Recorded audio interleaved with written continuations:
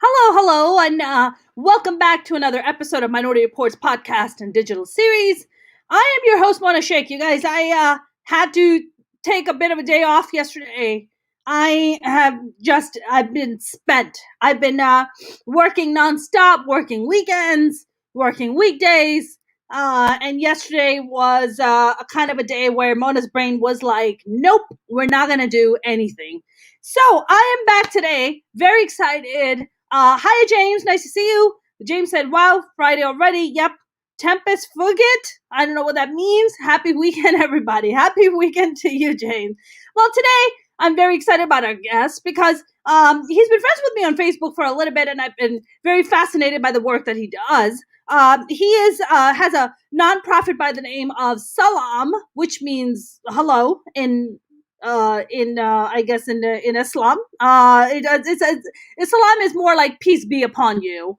And he is also the author of Why Do They Hate Us? And I want to ask him, why do they hate us? Here is our author, Steve Slocum. How are you? Hey, good. Thanks. I'm great. Nice to see you, Steve. I'm very excited about this nice conversation. Yeah, nice to see you. I wanted to kind of jump right into it. I was reading some of the articles on you, and one of the articles talks about how you went as a missionary to Kazakhstan, and you and your family lived there for 5 years. Tell me about that and why Kazakhstan?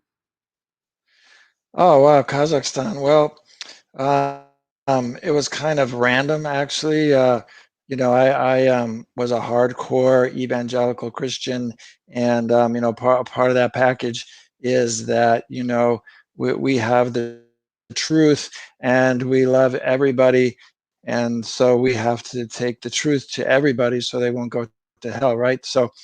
Uh, so that was the motivation, and Kazakhstan just happened to open up in the time window when we decided we wanted to go. That was 1992, and the Soviet Union had just kind of come apart at that time, and Kazakhstan was one of the nascent republics that emerged when the Soviet Union came apart. So that's how we ended up there.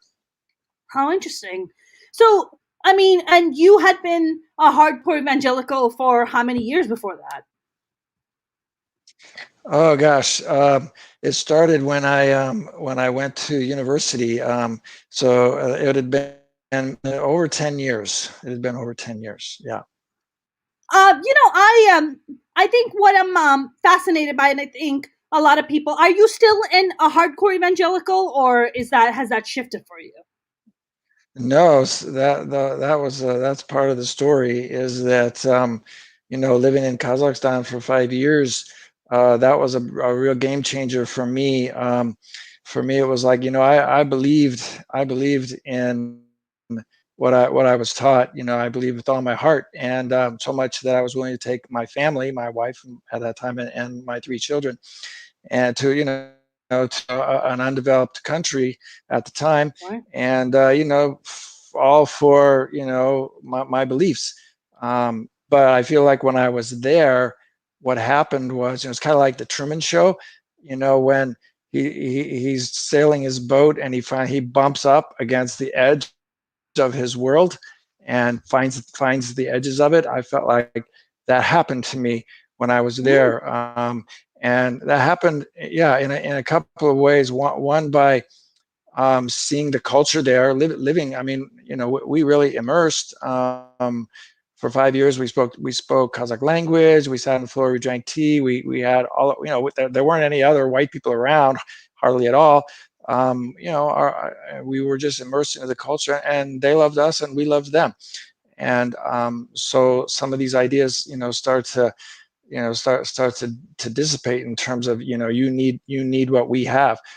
They seemed pretty fine to me, and at the same time, the small group of missionaries that we were involved with, well, things were just coming apart. It was a real disaster in terms of this group that's supposed to be having all the answers and coming with the truth. That it was honestly, it was a disaster.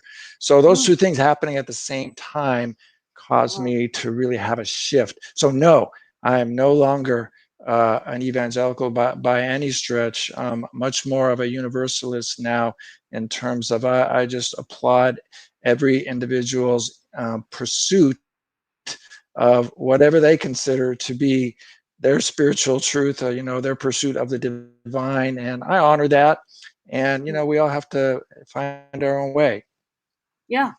Absolutely. I mean, for me, Steve, I can, I grew up I was born and partially raised in Pakistan. So Pakistan is a very conservative Muslim country, as you probably already know. And, I performed the Holy Pilgrimage when I was 11 years old, which is considered a Oh wow. big privilege at that age. Yeah, I performed the Holy Pilgrimage 3 times. So Mm, it's a very mm, intense process. It's pretty hardcore. And I can tell you that after that, mm, I can tell you, like, I very vividly remember how it almost like I had this spirituality shift. It's almost like I was traveling on one road, and after I performed the Holy Pilgrimage, I was on another path.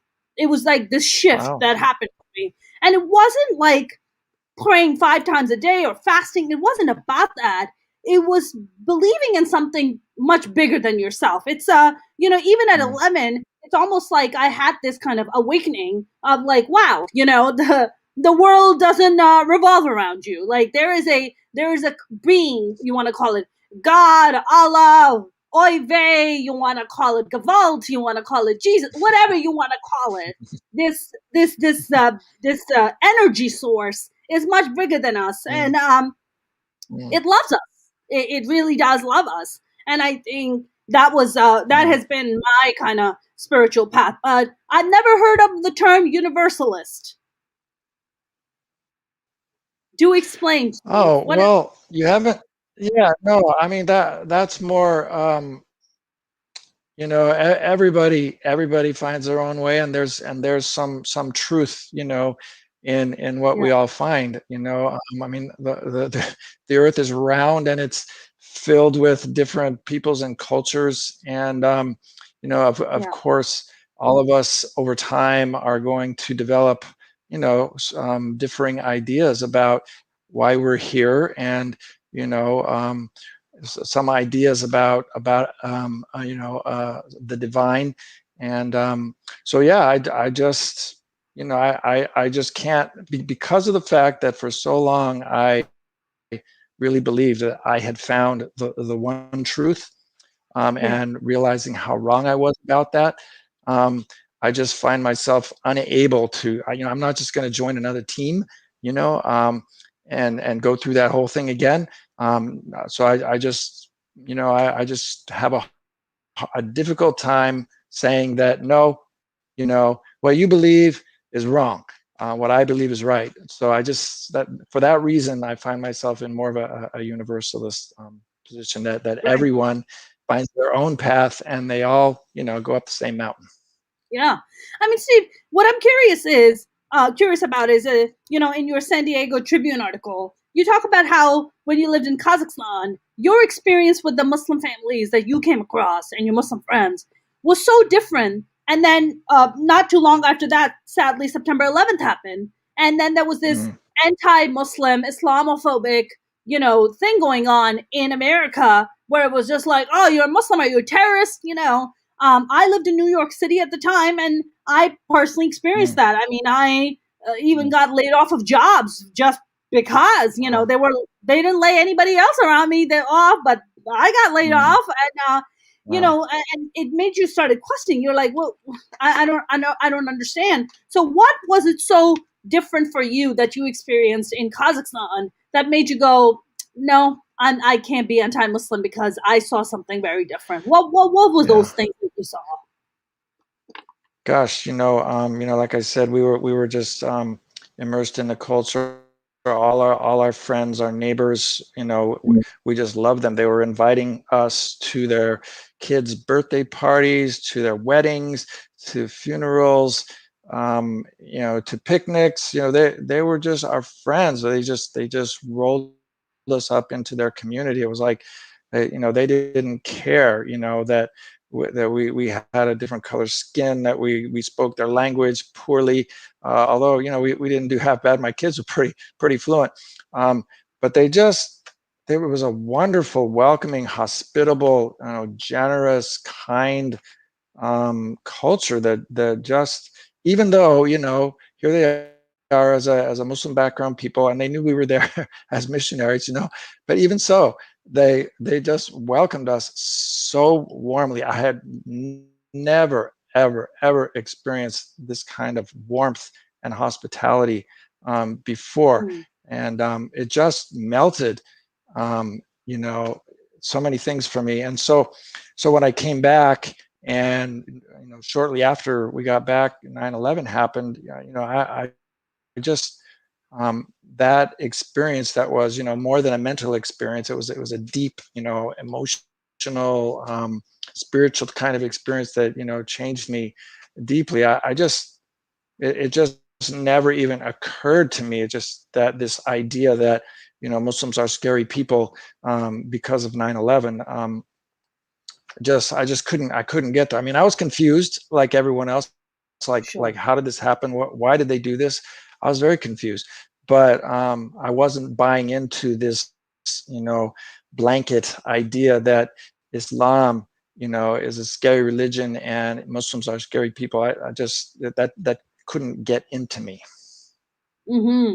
Steve, do you feel like, this anti-Muslim sentiment that rose after September 11th, and all the other minorities were like, "Thank you, Muslims, for taking the blame, and thank you for taking the heat off of us for a little bit." I have some Black and Latino comedian friends that are like, "Oh, thank God." After September 11th, the way the attention shifted on Muslims, and they could just give us a break for a little bit, which is sad if you really think about it on a grander scale. You're just Mm. like, oh shit, like as if some minority always has to be a target, right?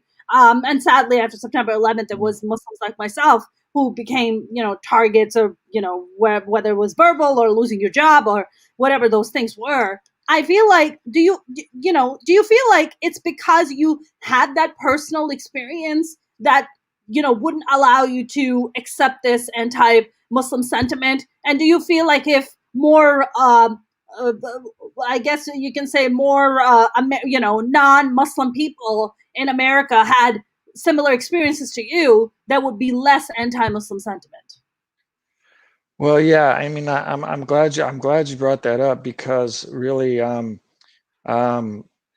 in my view of it, as I've looked at it over the last 20 years, since 9/11, I Yeah, really feel like that where we are today, yeah, exactly where we are today, in yeah, terms of, what happened at the Capitol building on January 6th, I yeah. feel like 9/11 was the beginning of that.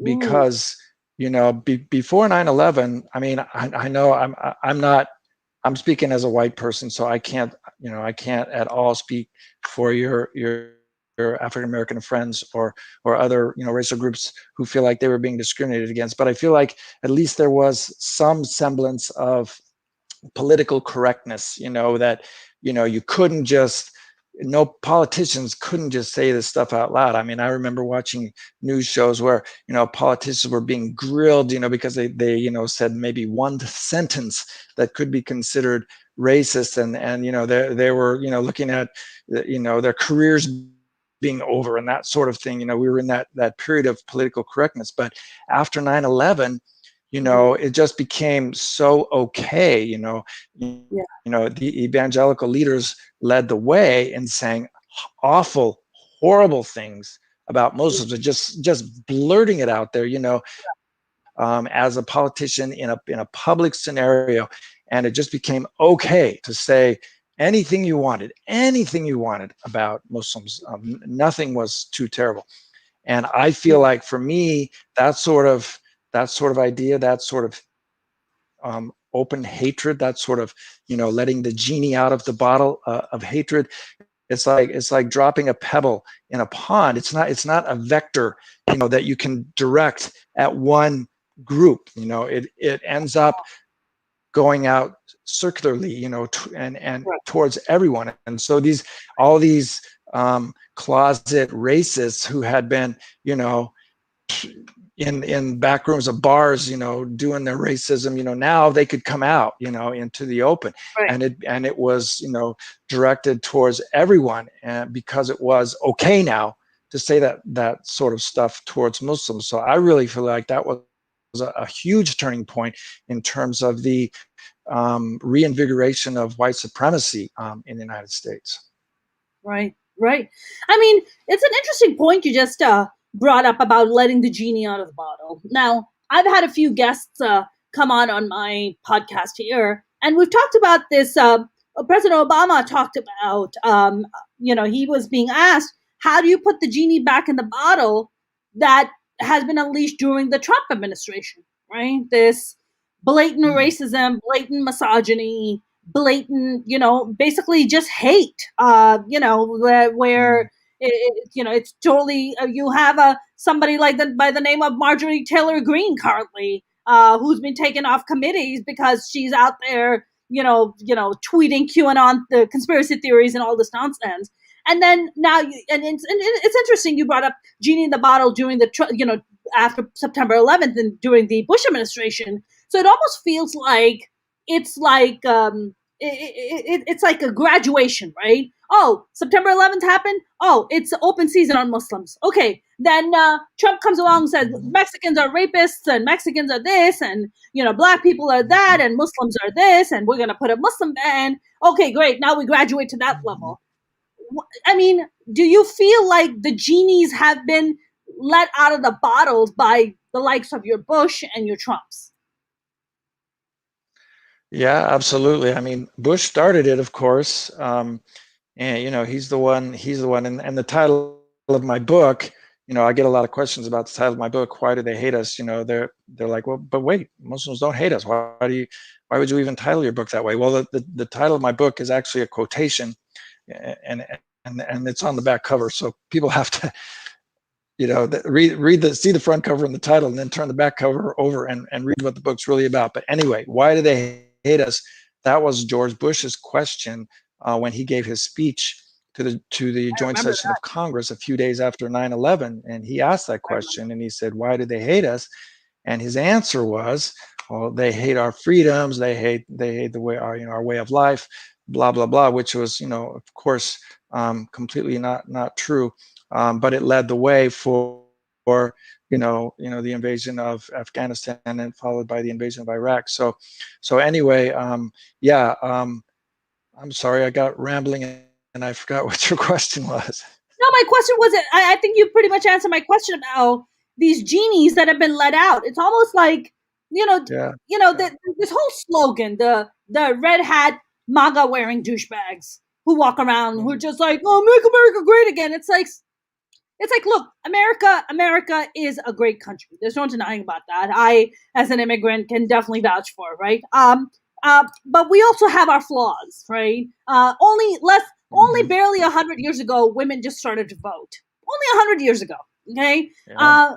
There's this horrible, history of 400 years of slavery, which we somehow very conveniently choose to not put in our history book, so our kids don't have to learn the harsh realities and the harsh truth of how this country was founded, right? So there's all these things where you're just like, yes, we are, but we still can progress. But it feels like with Bush and with Trump, it's almost like we've went backwards. We've went backwards a lot because of these guys, because it's kind of hateful rhetoric that has been constantly put out, this kind of phobia. Oh my God, you have Muslims moving in your neighborhood? Oh my God, make sure that, they're not like involved in bombing. Steve, this is so crazy. I, as a stand-up comic, I've been very fortunate to perform in a lot of really great places. And I was doing a show in Vegas, of all freaking places. And this was a room of like 400 people. It was jam-packed. People were drinking, having a good time. I'm like the second person up that goes up. And after I did my set, which went really well, I get off the stage and the host of the show goes, I thought this bitch was a terrorist. Wow. Right? Wow. So you think about now, maybe he was trying to say it in jest, right? but it's still like, reiterating that narrative of, if you're Muslim, Right. there's like terrorism attached to it. And let me just Mhm. say, Mhm. terrorists would never hire me. I'm too attractive. Um, they don't hire attractive people. They don't. It's the truth. But I'm fascinated by this narrative that even after all these years since September 11th has happened, that is the perception that Muslims are constantly put in. Like, no matter what, I mean, let's not forget that right now we're in the middle of a fucking pandemic. Sorry, I have a tendency of cursing. And the two, one of the, which one is it? Is it Moderna, if I'm not mistaken, has been discovered by two Muslim Turkish scientists, husband and wife, Yeah. Yeah, yeah. Muslims, contribution to I know. society, Awesome. you know. But what I Yeah. wanted to ask you was about your nonprofit name, Salam. What made you find this nonprofit? And I see you have a banner of it in the back. Yeah, yeah. So I wrote my book, and my book goes through some. What I try to do with my book was just answer a lot of these questions for all of these misperceptions that people have. I just tried to answer all those questions because I went down that same path. As a really serious Christian, I didn't understand so many things. My ideas about Islam were given to me by Christians who thought all Muslims were going to hell. So I Mm, had completely false ideas. So anyway, I wrote my book to sort of correct that, and it was my own journey of what I learned about Islam, starting from the childhood of Muhammad, and on through to modern day Islam, and then some of the American foreign policy that has actually what terrorism is really about.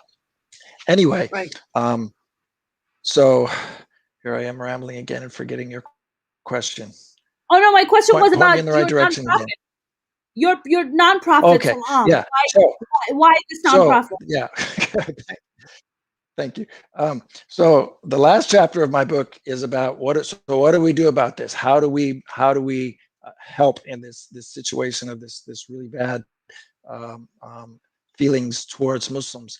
And so I just encourage people to come together. So I realized that just writing about it wasn't really going to be enough. So I decided to just, found this nonprofit for the specific purpose of bringing Muslims and non-Muslims together. So we do different events, at various levels.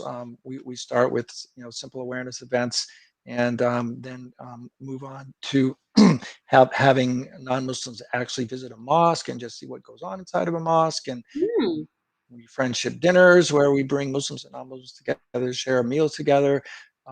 So that's what the nonprofit is about. It puts some feet underneath some of the ideas that I bring out in my book. Right. So it sounds like your real objective behind this is like just to humanize Muslims. Yeah, I mean, to humanize them, but more than that, in that I want when people meet each other, like we do these friendship dinners, and um, you know people, you listen to the conversations, and here we have people that are so different in terms of what they look like, and maybe what they believe, but here they are at this dinner, talking about their families, talking about their kids and how they're doing in school, and talking about their parents. They're getting older, and what are they going to do. And just this common humanity, which just happens when people come together face to face. They're not settling anything political. They're not talking about religion. They're just talking as they're eating, about what life is like for them. And I just find when that scenario is created, good things happen. And from there, um, it's really easy to get to deeper levels of conversation once you get to that point. Right. Right. Absolutely. I mean, have you? So it's just about bringing Muslims and who's cooking? Steve, are you cooking? or is this being catered? What kind of food is being Oh, served, Steve? at the I'm dinners? curious. No, you no.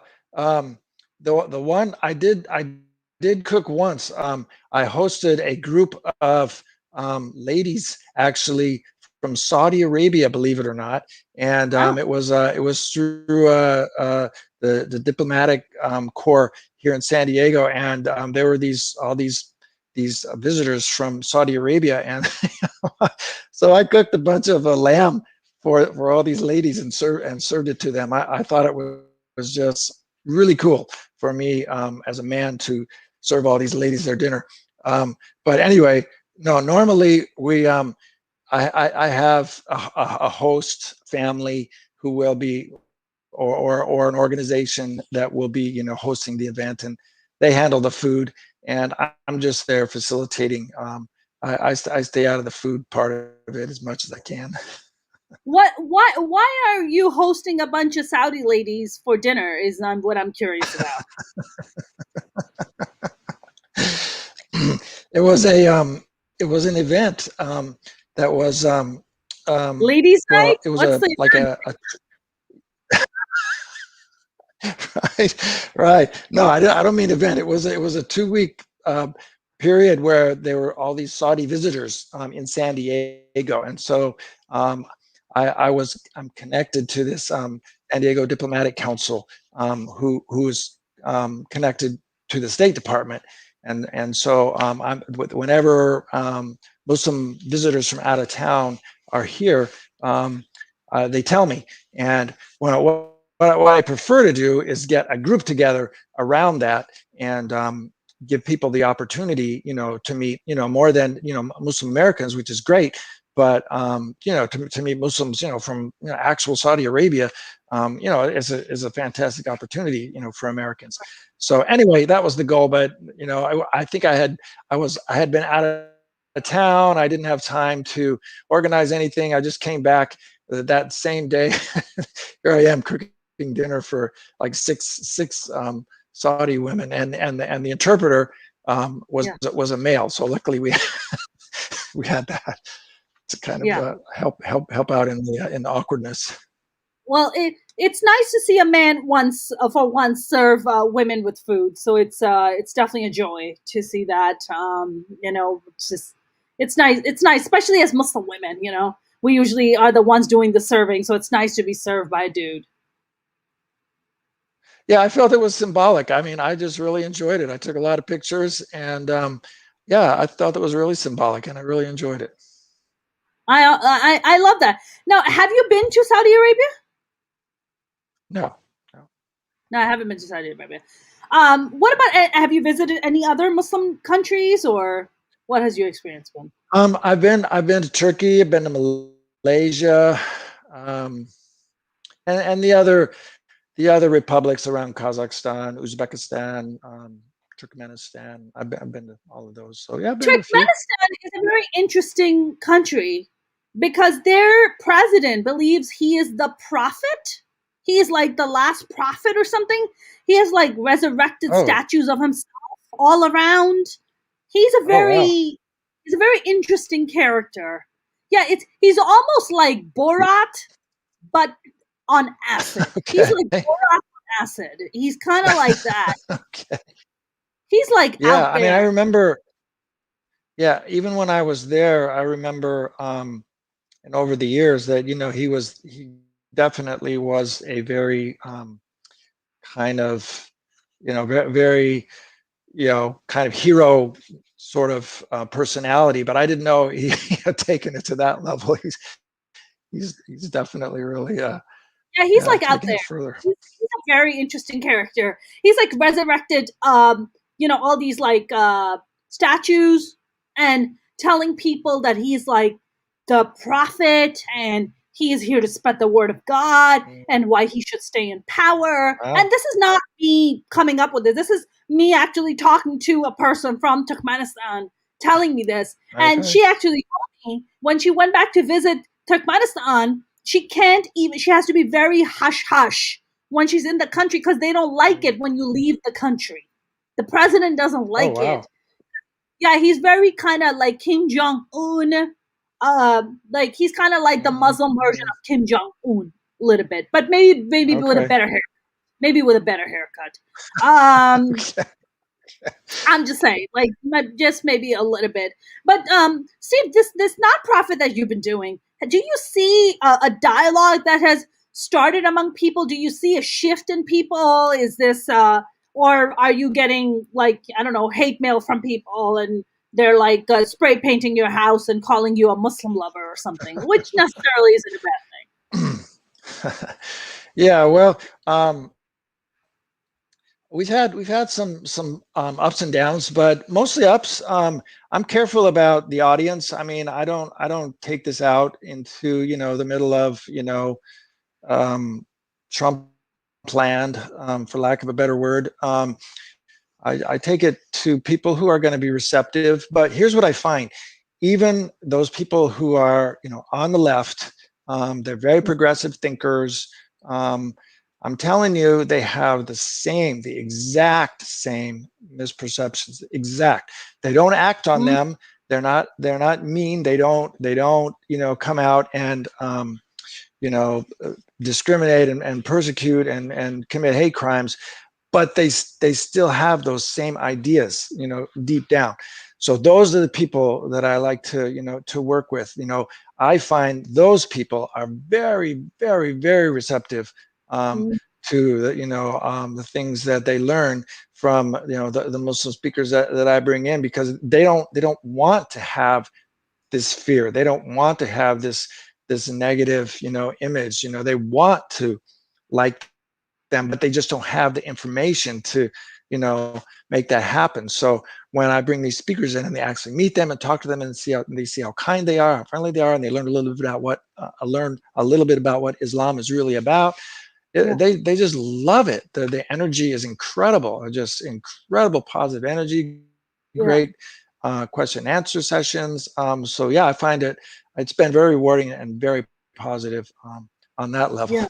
We we did have one event, out in it was out in Ramona, which is a kind of a uh, I don't want to say bad things about anyone, but it's definitely let's call it conservative district. It's part of district, I think 56, which was Duncan Hunter's district, and very, very Republican, very conservative. And so we had a Yeah. little event out there in the public library that was open to the public, and the speakers, and these speakers, they're incredible. They're just humble, soft spoken, kind, really intelligent.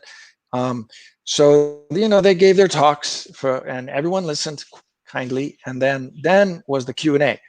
And wow, and the Q&A was probably 10 to 15 people, were just they were just rabid. I mean, the looks on their faces, their eyes were big. They were just like this, like, oh my gosh, it was frightening. I mean, I was standing in front with the speakers and seeing all of this, and they just jumped them, and they were coming up with stuff that was just asking these questions, from quoting these books and these sources, and all of us were just like looking at each other, like going, where are they getting this stuff? Even the Muslim Kind of speakers stuff, didn't Steve? What know. kind of stuff? I want to hear this. What kind of stuff are they asking? Oh, do Muslims eat their babies? Like what kind of questions Oh, are they asking? well, what it was it's called, it's some book that they so what had happened was, it turned out, I'm gonna jump ahead in the story. What happened was, I did some research. The reason that this had happened was that, even though there's zero Muslims living in Ramona, zero, none, they had prior to this, in the days leading up to um, the 2016 election, Uh-huh. they had multiple.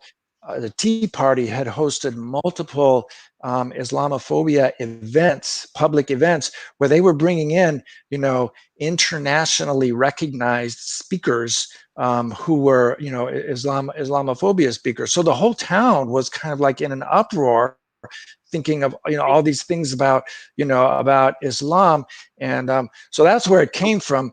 But so they were quoting from some book called something about the traveler, and it's a very obscure book that they pulled out, and it's supposed to be how a Muslim is supposed to behave themselves when they're traveling and they're not in the Muslim world or something. I mean, it's a very obscure book, but it had bad stuff in it. It was saying different things about how the non-Muslim world was evil, blah blah blah, and so they're quoting this just really bizarre, obscure stuff, and of course none of the speakers had heard of the book. They didn't know anything about that book, and so we Traveler. were just Was it written? I'm taking a wild guess here, but I'm thinking that the Traveler was written by a non-Muslim dude. no, it was one of these really kind of radical thinking, sort of Wahhabi type Oh shit! No, things. yeah, It was real thing, but it was just very obscure. yeah. It was like not mainstream by any stretch. It was just some really just radical, weird, sect. And somehow they got a hold of this book, and they were promoting it as if it represented all Muslims. So yeah, Mm. that was a bit rough. It was a rough event, and my speakers, I just felt so terrible for them because they're just so humble and sweet and nice, and they were just getting chewed up and spit out. Steve, It was you not don't fun to go in a witness. Republican district without a stand-up comedian. I mean, come on, Steve. Do we Uh, next time you totally. go, Yeah. hit me up. Yeah. I'll come. I'll bring a bunch of my Muslim female, or female or male Muslim comics along with me, and we're gonna have a grand old time. It will be a lot of fun. Yeah, that'd be great. I'm going to have to rewrite my strategy documents to include that. Bless you. Look at that. I became allergic to just the ignorance. It's causing me allergies. My goodness. I actually wanted to ask you. You just brought up Wahhabism, and it's interesting. Every religion, I feel, has these extreme assholes. Right? I call them extreme assholes. Every religion has them. Every religion. No religion is forbidden from him. Every religion has it. So in Islam, we got the Wahhabis, right? And the Wahhabism, as you know, is has birthplace is Saudi Arabia. I mean, this is where the Wahhabis mostly they try to spread this ideology around to poor Muslim countries as much as they can because they want to control the narrative of what Islam really is, which you and I both know is what Wahhabism preaches is not what Islam is. Um, I want to talk to you about and that I think that Wahhabism is really what gave birth to because of how September 11th even came around. It's that kind of radicalization that has led to the sad tragedy of September 11th. However, what I wanted to talk to you about is you said that you were a hardcore evangelical. Now we with the likes of your Joel Osteen and all these lovely people. What are your kind of? I know you're an ex-evangelical, if that's safe to say. What are your kind of Yeah. thoughts on? To me, Joel Osteen is, I guess, to me, he's like kind of the radical side of an evangelical. What are your thoughts on Well, I mean, I don't know if I'd call him radical in the same way. I think those guys are more charlatans. They're just fakes. Um, that? they I don't know what goes on in their head, but they're getting very, very wealthy. I was actually at that church. I spoke at Rice Texas one, University. What's that? the Yeah, Texas yeah, one. in Houston. I yeah. I pulled right up to it. I didn't go inside, but boy, it takes up an entire huge. It's right off the freeway, and it takes up like between one exit and another exit. It was just like this huge, massive facility with underground parking and everything. And but yeah, no, those guys. I don't know what they're thinking, but they're just extremely wealthy, and they keep saying the things that they say, and people flock to them. And I was just addressing this other guy, Ravi something, another evangelical megachurch pastor has just been it's just come out that there's all this sex abuse people coming forward and stuff, with him. And I'm just saying, we just create this celebrity mentality within the church. I think it happens a little bit in Islam too, but Sure. we see it in the church, where the people just flock to these guys, and they're incredibly talented speakers. They have good organizational skills, and so they put those two things together, and they create this mega church. But no, I don't think it really has has a very tenuous connection with anything related to actual Jesus. It's Right. something completely different, that makes people feel good. And so yeah, so it's not, I don't consider it as radical, in the sense that they're not hurting anybody, Right. other than the fact that a lot of times these celebrities end up being abusive individuals. They're narcissists, and whatever, guilty of Right. sex assaults and things like that. But Right. it's just foolishness, in my opinion. It's foolishness. I mean, to me, you know what it is, Steve. It's like these charlatans, these evangelical pastor. I'm curious that although the Catholic Church has a lot of money, and Catholic Church has done a pretty good job at, or at least they try to cover up all these, sexual abuse with the pedophilia charges and all that with their priests. But now you have why do I mean, how is it that evangelicals get such big followings? Like, what is that about? Like, is that part of like the teachings in evangelical faith, that that you have to have these mega churches? It's like, what is that about? Like, why Catholicism doesn't really have that, but evangelicals do? Why is that? Where does that Yeah. come from? No. No, it's a. I'll tell you. I think I know. I mean, I've been a little bit a part of it. I mean, our we had a church in Kazakhstan, and we had it was really growing. I mean, we had 300 people from nothing. In a place like Kazakhstan, that's like a mega church, right? Um, so, but it's about the energy. It's about the energy, and they put on an incredible show. So they get these incredible bands. You're not going to find this in the Catholic Church, right? You find these, these incredible musicians. They put on this huge worship, thing, music, where everyone just they go, it's. I've felt it. It's a really powerful feeling, and you just get lost in that. And then the speaker, he's really talented. He's really good, and he really, people really love hearing what they say. And then the energy of all these people around you, and it just kind of snowballs. And I mean, there's no end to it. I mean, that uh, um, Joel Osteen's church is massive. I mean, that church has like thousands of people. Has like a jumbotron, in there. Some Right. people in the back, and it's just amazing. And being in that kind of energy, I mean, it's powerful. It really affects a human. Yeah, I bet it does. I mean, I don't know if you remember the Houston floodings that happened. What was it, like 4 or 5 years ago or something like Mhm. that? Um, Yeah, yeah, and yeah. when asked by Joel Osteen, "Hey, how is it that you're not opening gates to your mega church to help people out and provide them food and provide them shelter? People who are lost, who are basically caught in the flooding, help them out." And they were like, "Oh my God, our church is totally flooded. We can't really help people." And then people were like, "Ah, you can't really help them? Okay."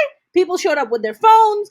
turn on live cameras, got on Facebook, live streaming. They're like, nope, no flooding here. Nothing's wrong. And then Joel Wow. Osteen got Wow. really shamed. Like, people were just like, screw this guy. Like, he has millions of dollars. He drives like a $400,000 car. Like, he's a multi-millionaire. I think he's worth somewhere Yeah. upwards of like $300 million, something stupid like that. And he can't Right. open his church to help people out. Isn't that the whole point Yeah. of Jesus, is to Yeah. help people? Isn't that the whole point Yeah. about kindness and charity? And then he went on national television, was just like, we weren't aware. I didn't even know. Oh my God, Yeah. totally, we're gonna open our gates. And then was asking people to donate to the charity to help these people. Yeah. Yeah. Yeah. I guess, would you agree that every time the politicians come out and say, well, we can't have a $15 minimum wage, oh my God, it's going to increase all this price, and it's going to put all this burden on the employers, and oh my God, we can't really fund poor neighborhoods. Oh my God, where are we going to get that money? Oh, we don't really have money to help out the middle class that has freaking literally plummeted into poverty during the freaking pandemic. Oh, where are we going to find that money? Oh, I know where to find that money. Let's go and tax the churches. Let's go and tax Creflo dollars. First of all, why in the hell do you have the name dollar in your name? You're supposed to be a man of God. I don't remember ever in a Bible where it's just like, thou shalt be a dollar. Like, I don't remember that. Do you? No. No. Don't you think that we should tax the churches Oh and yeah. take Yeah. that money and invest it back into our society? Sure. Yeah. Yeah. Especially nowadays, with the church is pretty openly, making, political stands. Right. Where's I, the separation of church and state, Steve? Where I is mean, the I'm a separation? I'm a nonprofit. Yeah. Yeah. No, exactly. They're supposed to be nonprofit. That's why they aren't taxed. And I'm a nonprofit, and I just went through all of that, and I read the language, I read the documents, and it's very clear, that you cannot be, political. So yeah, it's kind of bizarre that they're so openly, Right. taking political stands and still, claiming Right. nonprofit status. I mean, I'm very happy for the Reverend who won in Atlanta, who won the Senate seat. However, he is a Oh Reverend. yeah, He's yeah, a man of God. What are you doing poking your nose in business? I mean, in politics. What?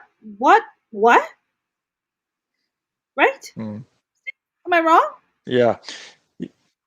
Well, I see that a lot, though. I mean, and it's kind of, now that I've sort of gotten a little more exposed to, what happens, among, in the Muslim population. I see this sort of rah thing that every time, a Sikh politician gets elected, yay, it's a Sikh. All the Sikh are like, hey, we got a Sikh. He's in government.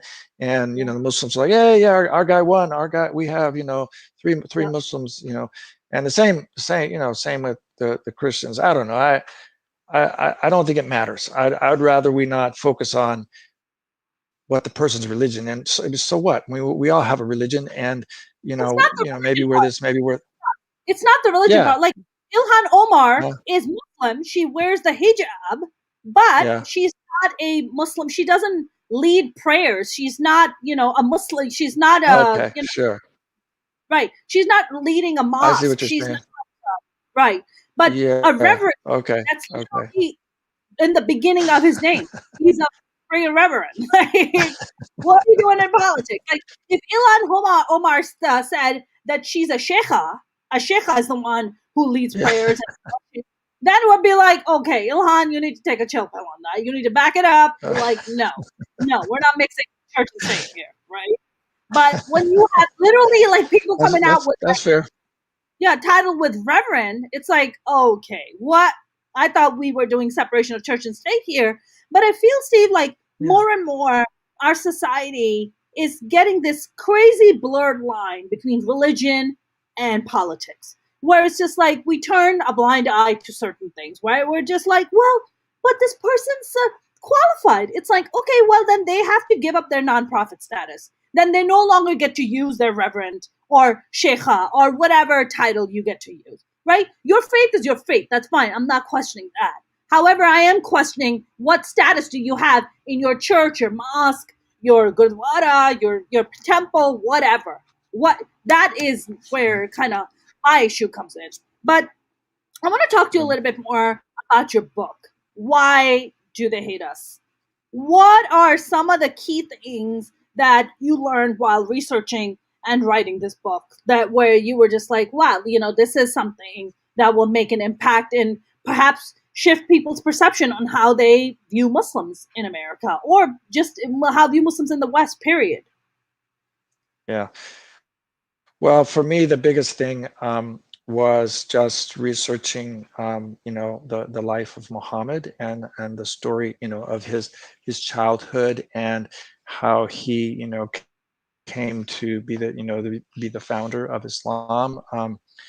I literally had no idea, and I don't think that many other people do either. What Muhammad was doing was founding a movement of sweeping social justice reform in a culture in an oligarchic culture that preyed upon the rich, preyed upon the poor, and was literally enslaving children it was a really predatory culture. And so I had no idea that this was the heartbeat. This was the heartbeat of the first community in Medina, and the whole heartbeat of Sharia. People have these like for good reason. You hear about groups like the Taliban and ISIS and how their interpretations of Sharia, but real Sharia is just social justice. It's rights for women. It's protection for women in a culture that doesn't protect women. So those were just massively eye-opening experiences for me. This whole social justice element and actual protection for women, right? They had more rights for women than in the culture of that time. He was reforming Right. and giving women many more rights than they had in the culture at that time. Right. So yeah, and then I think the other thing was really about the whole idea of there's just this thing about people think and again, when you see groups like the Taliban or what the things that ISIS does, you can see where these ideas come from. But the idea that Islam is about physical punishment, and harsh punishment for this, and killing people for this or that, cutting people's hands off for this, or just this super harsh punishment. But I found out that there's that physical punishment is only mentioned 5 times in the Quran, only 5 times. And it's more about, people say Islam is a religion of peace, and it is. I mean, when you compare the things that are said, for instance, the verse that says, if you kill a person, unjustly, it's the same as if you have, killed all of mankind, and so on. That there's just so much in the Quran about preserving life and showing mercy, on people, and forgiving people if they change and stop doing whatever they're doing. So yeah, I was really surprised about all those things. Right. Right. I mean, Steve, I feel like, okay, this might be a little controversial what I'm about to say, but I feel like the monotheistic religions. I'm not gonna get into Buddhism and Hinduism mainly because I haven't read the Bhagavad Gita and I don't know about the so much. But as far as the monotheistic faiths go, it feels like monotheistic faiths tend to have this concept of heaven and hell. Although Judaism doesn't have that, which is so cool. But Christianity and Muslim and Islam definitely have that, right? It's just like you do good, you go to heaven. You go do bad, you go to hell. But there's also these contradictory things, right? Even I would say, even in the Quran, if I feel like there are contradictory things, just like there are contradictory things in the Bible. Is that something that you came across? I mean, you were a hardcore evangelical, and then you read about, learned about Prophet Muhammad and learned a great deal about Islam. Is that something that rings true for you? Do you mean did I find contradictions in Christianity and um, contradictions in Islam? Um, I can't really say that I know enough about Islam to say if there are contradictions. Yeah. I can't say, I don't know enough about it. I'm more of an observer. But in terms of Yeah. my lived experience in Christianity, I guess probably the biggest contradiction that I find is that people don't really understand the Bible in the sense that I mean the reason I ended up in Kazakhstan was because I took my white American colonialist history, that preceded me by a couple, two 300 years. I can't escape that. That's in my DNA. That's who I was, and my culture of the time. And then I started reading the Bible, which was written a couple thousand years ago, and in a culture that was just unimaginably different, you know, Mhm. than the culture that I live. And then I start taking these words and trying to fit them into my culture, my culture, which is so much different, is overlaid over all of these words, and so the meaning of those real meaning just can't get through. And I'm not saying you can't find it, but it just takes a lot of scholarly work, and you really have to understand so many fields: archaeology, anthropology, language, all these things, and what the culture was like, and to just extract the tiniest bit of meaning from these. So I find that that's really, to me, the reason for the disconnect is that we just don't really understand the Bible, and we just take these words that are translated into English and then interpret them over our culture, and we come up with these things that really don't look very much at all like what it was originally supposed to mean. So yeah, we end up doing a lot of things that don't make a lot of sense. Right. You're talking about translation from Aramaic to English. Is that what you're talking about? Because ancient Aramaic to Yeah, English, yeah, like ancient yeah. Arabic to current Arabic, and then verses, and then getting translated to English or Urdu or Hindi or whatever language. You're saying Mm, stuff is getting yeah, lost in translation. So the people who are doing the yeah. translation aren't doing a good job. Well, no, it's not that. It's just that, I mean, I studied when I went to Bible school, before I became a missionary, and I've studied Greek, I've studied Hebrew, and the original languages of the Bible, and I know what it takes to just understand, the meaning of the words.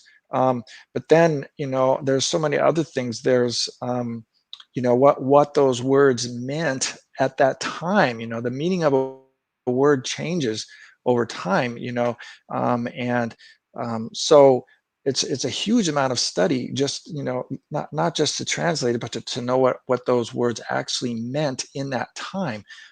That's a huge scholarly work. I mean, I had a book that was like this thick.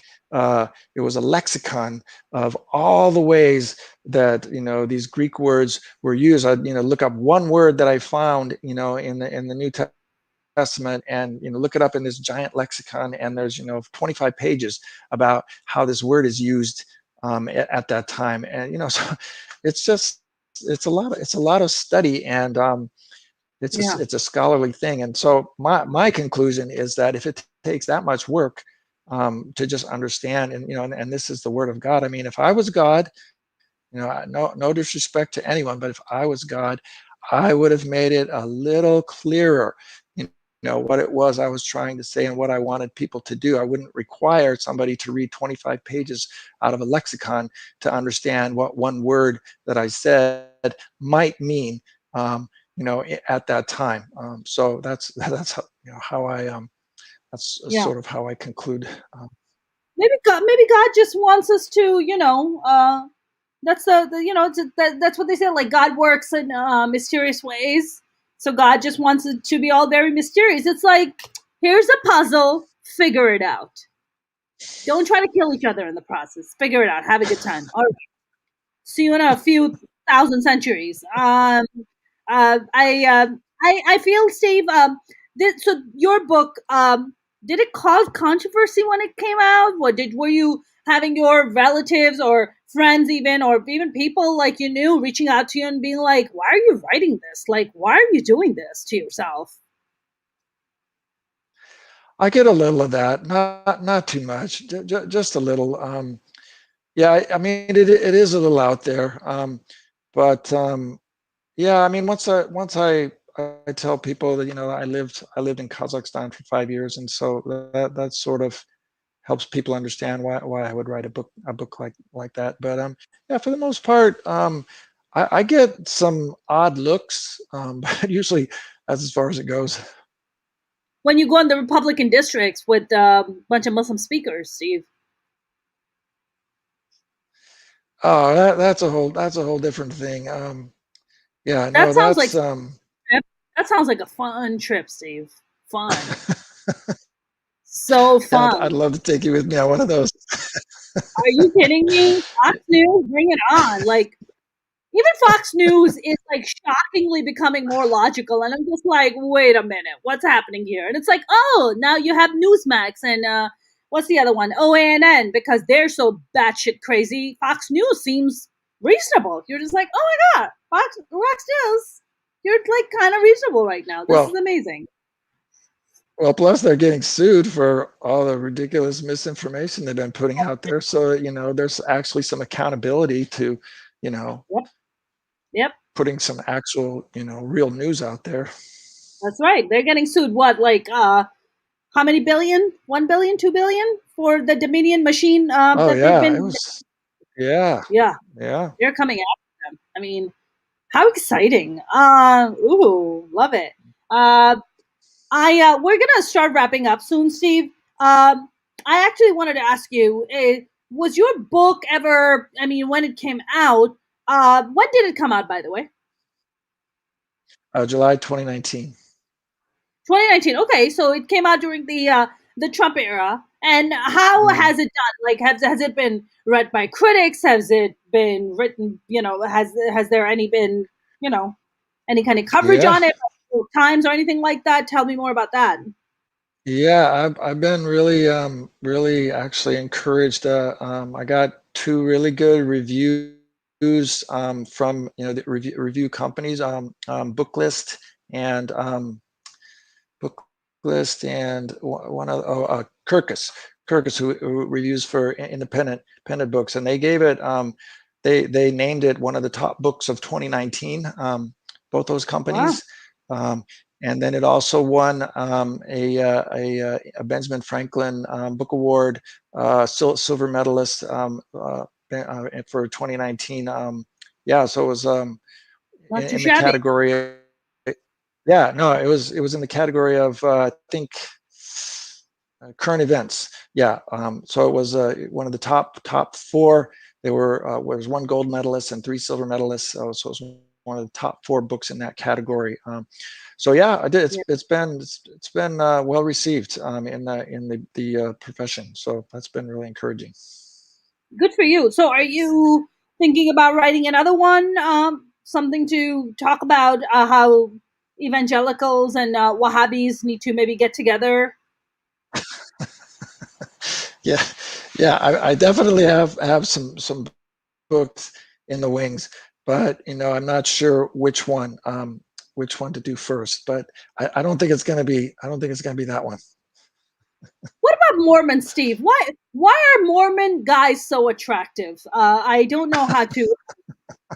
I went to Utah and I was like, my God. I mean, Mormons and Muslims are so similar. Big families, Mm. multiple children, very, tend to be pretty religious. Although we don't stitch each other's clothes, which is interesting. Um, we don't live in a compound either, but very attractive people. And I wonder if religion does that. Did you find that in the evangelical faith that it made people attractive too?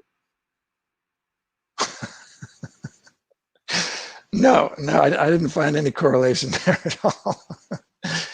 Yeah, mostly they're pretty conservative, and they're also kind of similar to some of the more conservative Muslims in that it's your attractiveness is not something that you're supposed to put out there. Um, yeah, no, No. that wasn't my experience. I experienced more. This is where this sex abuse kind of stuff Yeah. in part comes from this being so restricted and held back sexually that it's all wrong. It's all evil. It's evil to be beautiful. It's evil to show your beauty, Oh and wow. it's evil to look at someone and say, wow, she's beautiful. All of it's evil. And so no one knows what to do with themselves, and so they end up trying to repress it, but then it comes out in strange ways. So that's more what I experienced. I don't know how it is with the Mormons. I thought Must for a be moment. those shirts and ties. I'm sorry. Yeah. Oh, the shorts and ties is so hot. But I thought for a moment you were talking about Muslims there, sexually. You know, talking about sexual repression, everything. Also, we don't really believe that if you look at somebody beautiful that you think that you're gonna go to hell. It's like you enjoy beauty, but you're not supposed to enhance it. Which is why, again, another controversial thing that is that I don't understand the concept of hijabi models. I don't get it. I mean, the whole idea about hijab is modesty. So how could you model modesty? You know?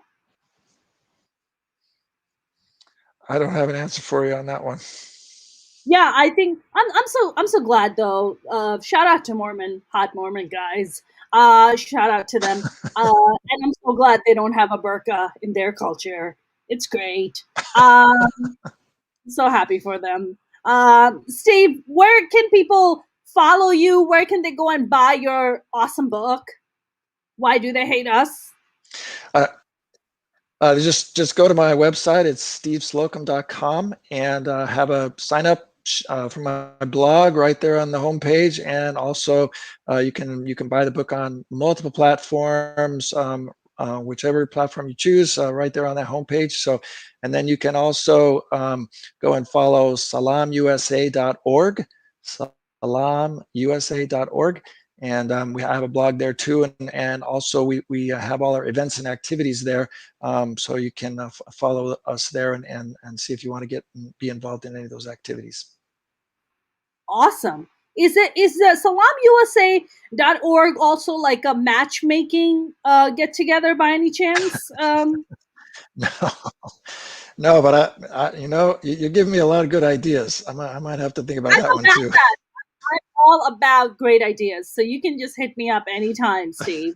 It would be my honor. Yeah, I think you have a real market there. It's Okay. so much better than single Muslim or Salam, Love Salam, or some. There's like some other really weird websites out there for single Muslim people to get Is there? together. Yeah, Well, it's funny that you say that, because I find really that whole idea. People talk about being an interfaith, and Muslims and Christians and Jews and everybody getting together. But boy, I tell you, you yeah, find out how interfaith people really are when they try to marry each other. that's right. And that is the one thing that you do not do. Yeah, I think honestly it would be great to actually put some energy into getting people to marry, between the faiths. I think it's a great way. It's an awesome way. You get the families together.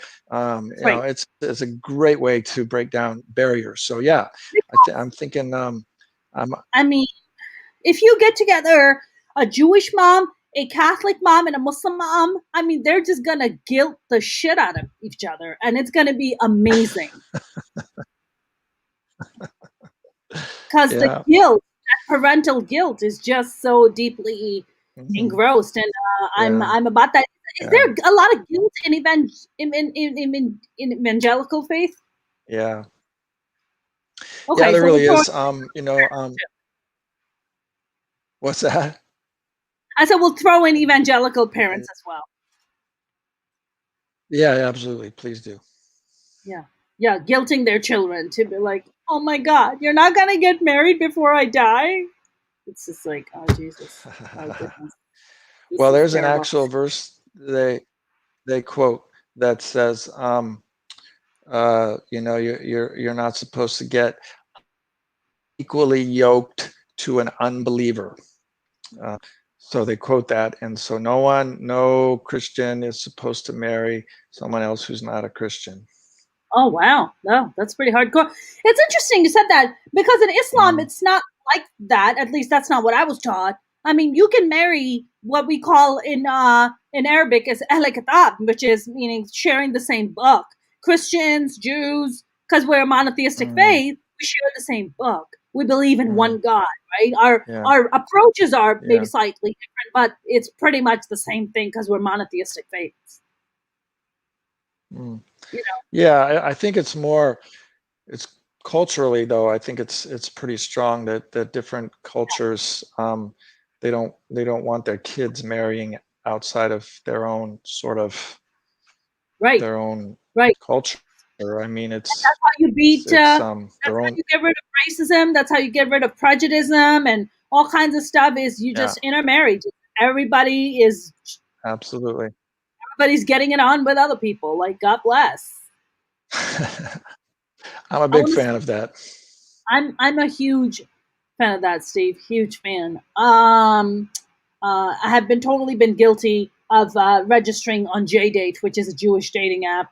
True story. Oh. Uh, yeah, totally. I'm like about that life. Why not?